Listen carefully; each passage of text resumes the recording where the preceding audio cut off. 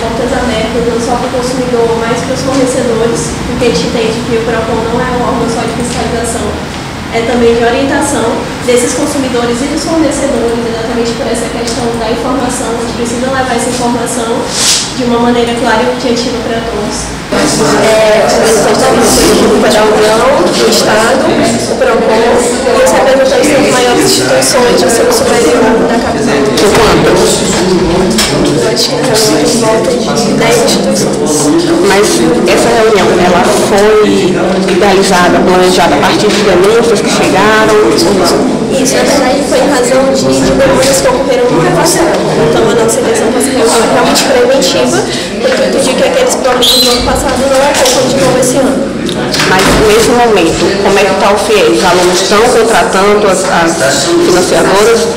Sim, eles estão contratando. A gente tem chegado algumas demandas aqui, no sentido de alguns alunos que não conseguiram realizar o financiamento e que, por esse motivo, estão sendo cobrados pelas instituições de ensino superior. Eles estão dizendo quais são as alegações que estão dando? Em geral, são requisitos da própria instituição financeira, como pedem fiador ou alguma renda mínima.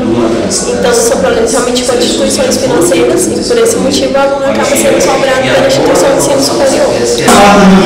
Eu acredito que todos os erros que aconteceram, eles tiveram até um motivo, quer dizer, aprender o próprio.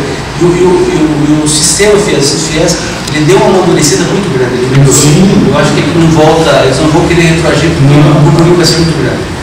Senhor, assim, da nossa parte, a gente já está encaminhando para o encerramento. Eu só queria que esse é um dos outros objetivos, dizer para vocês o seguinte: pela experiência do ano passado, na nossa atuação da Defensoria Pública da União, em inúmeros momentos tem que ser estabelecido literalmente uma parceria, né, entre as instituições e os órgãos de defesa que beneficia, né, as instituições, mas que também beneficia diretamente o aluno, porque, como os senhores disseram, a regularidade do sistema é bom para vocês e para o aluno também, né, para todo mundo.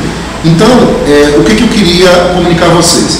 A gente tem um núcleo da nossa Defensoria Federal que está atuando direto com representantes do MEC lá em Brasília ligado ao FNDE. Inclusive, eu tenho que me atualizar disso, mas algumas das alterações foram até motivos lá de negociação com a Defensoria. Tem na Defensoria Pública da União aqui no Maranhão, né, eu vou distribuir para vocês o contato, um parceiro naquilo que necessitar, inclusive para a regularização dessas questões de sistema, etc., que vocês percebam que podem atrapalhar o aluno, tá? Tem um parceiro para essa tentativa de articulação também direta, mais direta lá com os colegas de Brasília.